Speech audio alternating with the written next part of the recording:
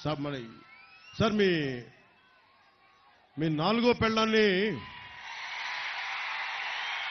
కాకినాడలో అవమానం జరిగింది సార్. మీ నాలుగో పెళ్ళాన్ని కానీ నాకు అర్థం కాల. నేను ఎప్పుడు అన్నీ మర్చిపోయా. ఏంటి అంటే చెప్తాను నేను. సో జగన్, నువ్వు నా వ్యక్తిగత జీవితం గురించి అన్నప్పుడల్లా నేను చాలా నియంత్రణతో ఉంటాను జగన్, గుర్తుపెట్టుకో. అలాగే వైసీపీ లీడర్లు కూడా చెప్తా ఉన్నా,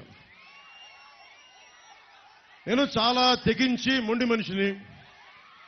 జగన్, నువ్వు పెళ్ళాం అన్నావు నా వ్యక్తిగత జీవితం గురించి మాట్లాడినప్పుడల్లా నువ్వు నా నాలుగో పెళ్ళామని మాట్లాడి అందరూ మాట్లాడతారు, గుర్తుపెట్టుకో.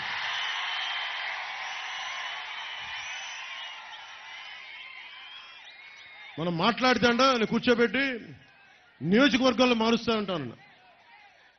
మరి నువ్వెందుకు మార్చావు? నువ్వు 70 మంది ఎమ్మెల్యేలకు ఎందుకు మార్చావు? ఎక్కడో నెల్లూరులో ఉన్న వ్యక్తిని తీసుకెళ్లి నరసరావుపేట ఎంపీకి ఎందుకు పెట్టావు నువ్వు? అంటే నీకో న్యాయం, మాకో న్యాయమా? మీకున్న మీరు యువత, మీ అందరికీ ఒకటే చెప్తా ఉన్నా, మీకు ఒక పాస్పోర్ట్ రావాలి అంటే పోలీస్ వెరిఫికేషన్ ఉండాలి. మీ మీద పోలీస్ కేసు ఉంటే మీకు ఉద్యోగాలు ఇవ్వరు. పాస్పోర్ట్ రావాలంటే పాస్పోర్ట్ రాదు. మీకు చిన్నపాటి కేసు ఉంటే విదేశాలకు వెళ్ళనివ్వరు ఒకవేళ పాస్పోర్ట్ ఉన్నా. అలాంటిది మిమ్మల్ని, మీ భవిష్యత్తుని నిర్దేశించే వ్యక్తి 5 సంవత్సరాలుగా బెయిల్ మీద ఉన్నాడు. 5 సంవత్సరాలు. ఖైదీ నెంబర్ 6093 మీ ముఖ్యమంత్రి. 38 కేసులు, 38 అవార్డులు లాగా 38 కేసులు. 16 నెలలు ఆ చెంచల్ కూడా చెల్లపల్లి జైల్లో చెప్పకూడదన్న వ్యక్తి మనకి నీతులు బోధిస్తుంటాడు వచ్చి. ప్రతి జగన్ బతికి ఎలాంటిదంటే ప్రతి శుక్రవారం రాగానే వణుకొస్తా ఉంటుంది, ఈ రోజు ఎలా ఎగ్గొట్టాలి అని.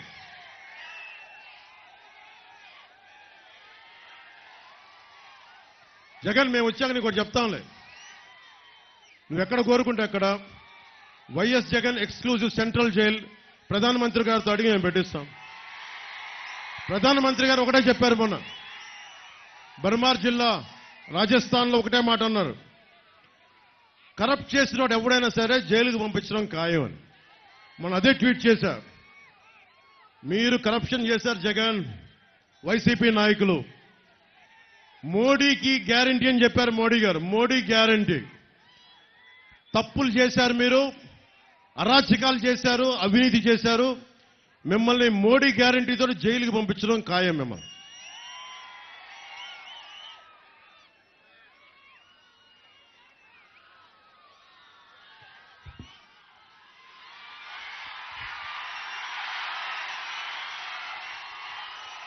బాగున్నా. ముఖ్యంగా నా పచ్చబొట్లు పెట్టుకున్న అభిమానులకి, మీ అందరికీ ప్రతిసారి రాజమండ్రి వచ్చినప్పుడల్లా, తూర్పుగోదావరి జిల్లా వచ్చినప్పుడల్లా గుండెల్లో నా పచ్చబొట్టు పెట్టుకొని, నాకు నిజంగా అంత అర్హత లేదనుకుంటాను. సో మనస్ఫూర్తిగా మీ అందరికీ ఇంకో ధన్యవాదాలు. ఒకటే చెప్తా ఉన్నా అందరి అభిమానులందరికీ, ఇక్కడ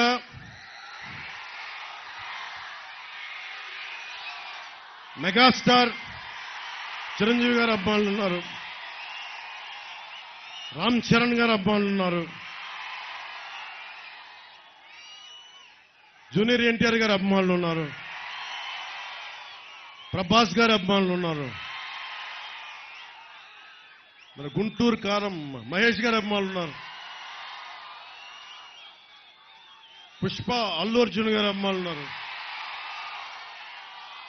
హీరో లిస్ట్ చాలా ఉంది. సో అందరు హీరో అభిమానులకి చెప్తున్నా,